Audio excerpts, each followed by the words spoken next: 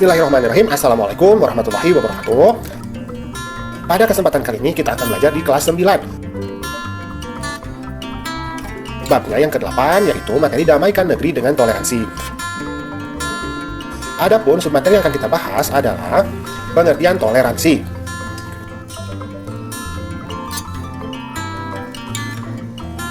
Toleransi adalah sikap menghargai dan menghormati perbedaan antar sesama manusia.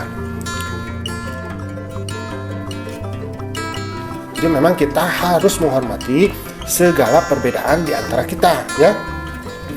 Toleransi ini dalam bahasa Arab dikenal dengan istilah tasamu. Secara bahasa, toleransi berarti tenggang rasa. Jadi kalau dalam bahasa Indonesia, toleransi itu artinya tenggang rasa. Kalau dalam bahasa Arab ini disebutnya tasamu.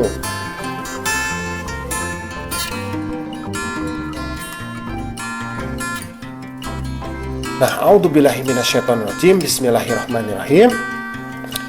Allah berfirman dalam Quran surat Al-Hujurat ayat ke-13, "Ya ayuhan nas, wahai manusia, inna sesungguhnya kami khalaqnakum menciptakan kamu sekalian bil dzakarin wa unsa, dari laki-laki dan perempuan, wa ja'alnakum kemudian kami jadikan kamu syu'uban berbangsa-bangsa, wa qabail dan bersuku-suku, lita'arufu agar kamu saling mengenal.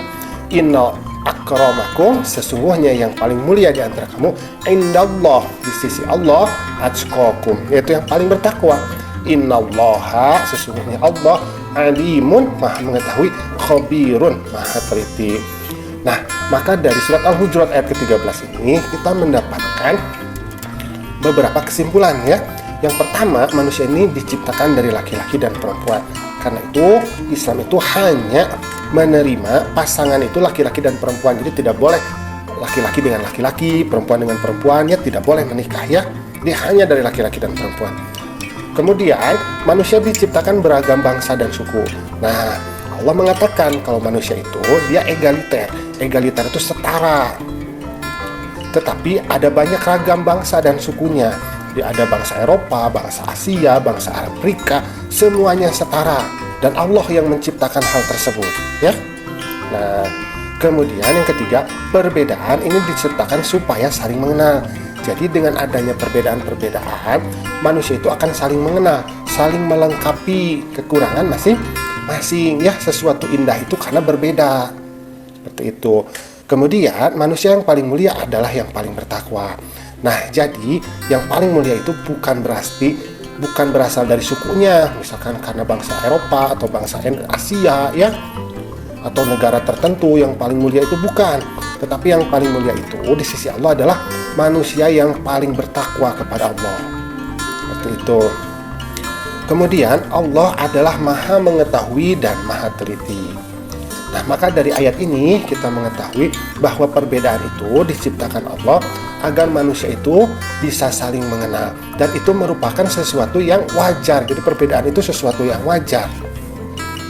Nah, bagaimana cara kita bersikap toleransi antar sesama umat Islam?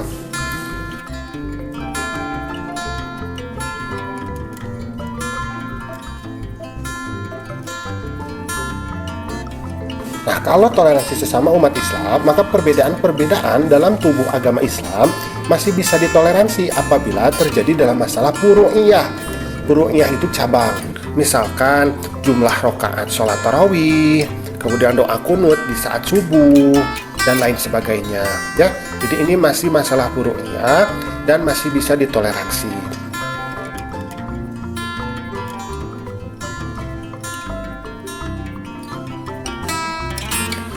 Kemudian, namun kita tidak boleh toleransi dalam masalah usul. Usul itu yang pokok, ya, dalam Islam.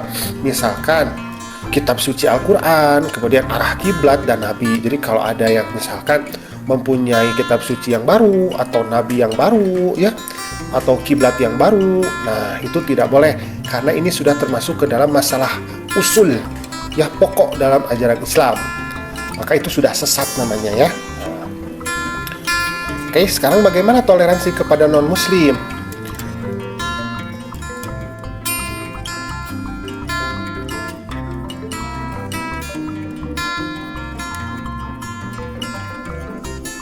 toleransi kepada non-muslim yaitu menghargai dan menghormati pemeluk agama lain untuk beribadah sesuai agama dan keyakinannya masing-masing. Nah, perbedaan keyakinan tentu ini akan membuat sesuatu menjadi tidak masuk akal. Contohnya kalau kita melihat peribadatan umat lain, maka tidak akan sesuai dengan keyakinan kita. Nah, tetapi kita harus menghormatinya karena itu sesuai dengan keyakinan mereka. Nah, toleransi ini hanya terbatas pada masalah-masalah keduniaan saja. Tidak boleh ada toleransi dalam bidang akidah dan ibadah. Jadi kalau berjual beli, bertetangga, ya, kerjasama di perusahaan, dalam pekerjaan, ya, atau di sekolah, itu tidak ada masalah. Tetapi kalau dalam bidang akidah atau ibadah ini tidak boleh. Misalkan mengajak non-muslim untuk ikut beribadah di masjid, atau kita ikut beribadah di tempat non-muslim beribadah. Nah, ini sudah dalam bidang akidah, maka ini tidak boleh. Itu hukumnya haram. Ya, nah, tidak boleh ya.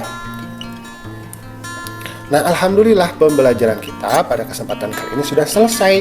Terima kasih ya sudah mau menyimak. Assalamualaikum.